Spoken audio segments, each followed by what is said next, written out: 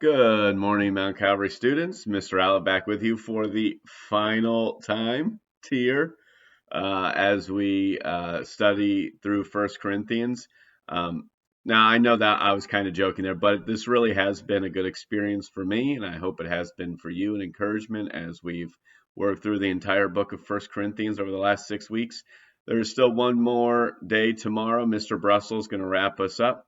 But we are through 1 Corinthians 15. I hope you really enjoyed and absorbed all that teaching on the resurrection because it is just of utmost importance. We turn our attention now today to 1 Corinthians 16, the final chapter. Our passage today is 1 Corinthians 16, verses 1 through 12. So please pause the video and take a few minutes to read 1 Corinthians 16, 1 through 12. Now that you've done that, I want to ask you a very simple question as we think about our text for today. And that question that I want you to think about is, what's next? What's next? Now, I know we live in a time now where the future is largely uncertain, even more so than it normally is. But what's next? I admire Paul so greatly in this passage. Now, let's deal with the first four verses first. The first four verses are about a collection that is being taken up. And so Paul is encouraging the Corinthian believers to be wise with their money, to save up, and then be able to give to their brothers and sisters in Christ who are struggling. Thinking about the future, thinking about what's next, finances is a very logical thing to think about. Are you spending all of your money now, or are you saving it up? Are you generous with your money? Are you looking toward the future with your money?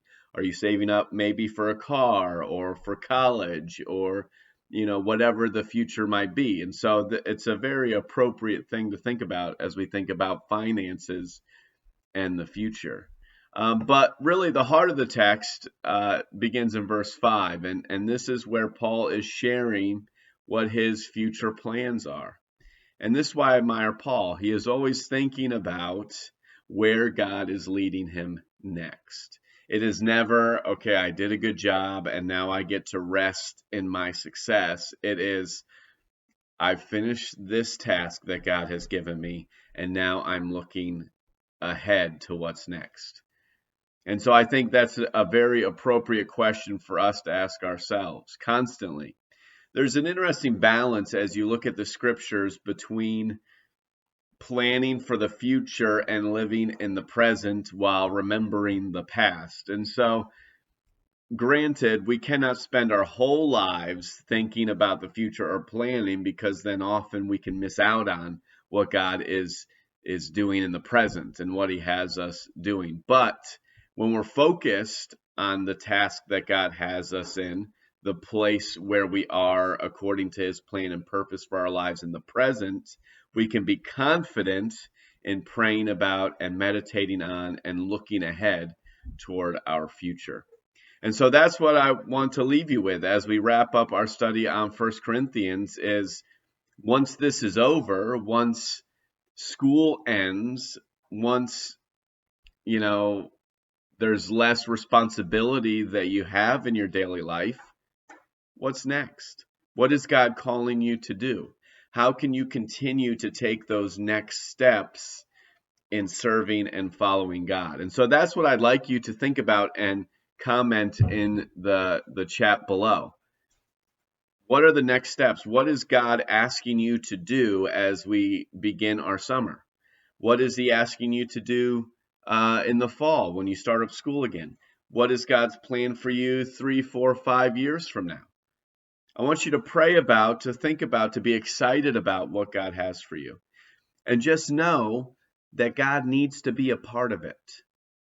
I don't know about you, but when I was younger and even in high school, I had all these big plans for my life of what I was going to do. And, I wanted to be an optometrist, an eye doctor, and I wanted to get rich and just have a nice house and live, what I saw as the perfect life. But God wasn't a part of those plans. And obviously, through a series of events, he got a hold of my life again, anew, and led me down the path to where I am today. And so I really want you to pray about and think about what God has next for you. Now, when you post that in the comments below, that can be for next week, that can be for next month, next year, 10 years down the road. But what direction is God leading? Make sure that God is always a part of your future plan, just like Paul. He's ready to go to Macedonia. He's in Ephesus. He wants to visit the Corinthian church, but he's always thinking, where is God leading me next? And so that's my prayer for you, that you would always be asking yourself that question. What does God have for me next? I miss you guys. I've enjoyed this time with you. And I look forward to hearing Mr. Brussel wrap everything up tomorrow. Have a great day.